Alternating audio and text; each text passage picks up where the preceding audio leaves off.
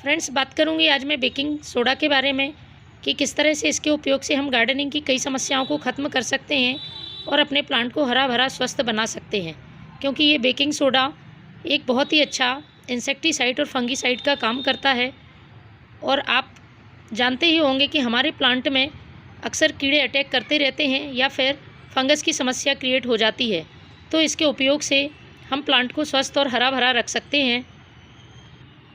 और जब plant insect free रहता है, फंगस फ्री रहता है, तो इसकी ग्रोथ भी लगातार होती रहती है और प्लांट में फूल भी आते रहते हैं।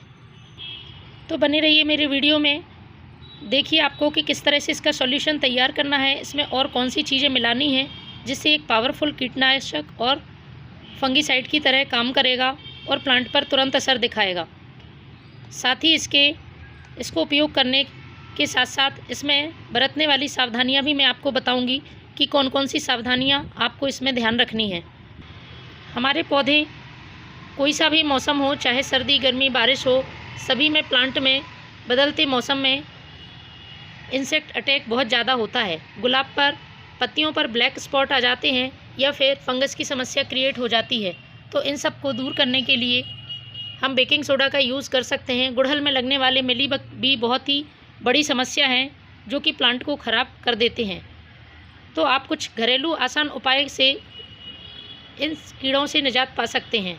क्या होता है कि जब हम केमिकल इंसेक्टिसाइड या फंगिसाइड का यूज़ करते हैं तो ये इंसेक्ट या फंगस को तो दूर कर देते हैं, लेकिन लंबे समय बाद हमारे प्लांट को नुकसान पहुंचाते हैं। प्लांट की सॉइल ख़राब हो जाती है और इसका असर प्लांट की ग्रोथ पर पड़ता है। इसलिए हमारी कोशिश यही रहनी चाहिए कि हम हमारे प्लांट को जैविक तरीके से इंसेक्ट फ्री और फंगस फ्री करें तो प्लांट पर किसी तरह का साइड इफ़ेक्ट नहीं होता है।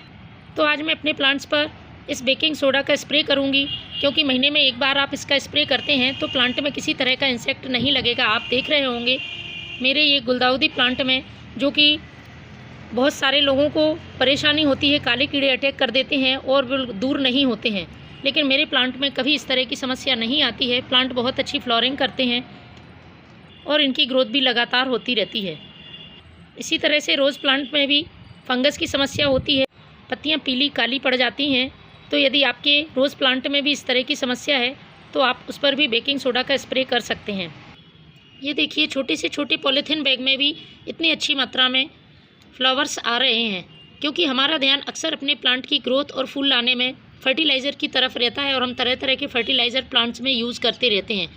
लेकिन प्लांट में यदि इंसेक्ट अटैक है या किसी तरह की डिसीज़ है तो हम कितना भी फर्टिलाइज़र डालते हैं, प्लांट पर किसी तरह का असर नहीं करता है। इसलिए सबसे पहले हमें प्लांट को इंसेक्ट फ्री रखना होगा। और यदि आप ये जैविक नुस्खे समय समय पर अपने प्लांट्स पर आजमाते रहते हैं तो प्लांट में किसी तरह के इंसेक्ट अटैक नहीं होते हैं। और यदि एक बार इंसेक्ट अटैक हो गया या मिलीबग जैसी समस्या हो गई तो फिर उसको दूर करने के लिए हमें काफ़ी मेहनत करनी पड़ती है।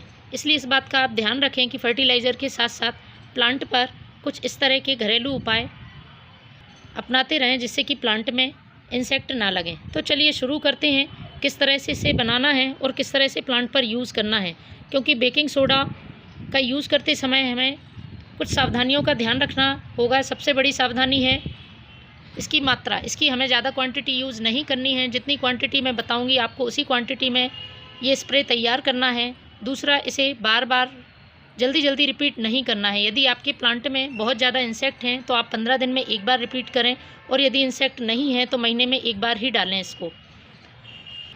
और तीसरी ज़रूरी बात, इसे बहुत तेज़ धूप में या बहुत गर्म मौसम में नहीं देना है। ठंडक में आप इसका यूज़ कर सकते हैं। तो फ्रेंड्स, मैं 1 लीटर पानी में इसका स्प्रे तैयार करूँगी। मैंने 1 लीटर पानी ले लिया है और इसमें मैं 1/4 चम्मच खाने वाला सोडा डालूँगी। ये बेकिंग पाउडर नहीं है, इस बात का आप ज़रूर ध्यान रखें। जो हम खाने के लिए सोडा यूज़ करते हैं, जिसे हम मीठा सोडा भी बोलते हैं, ये है वो।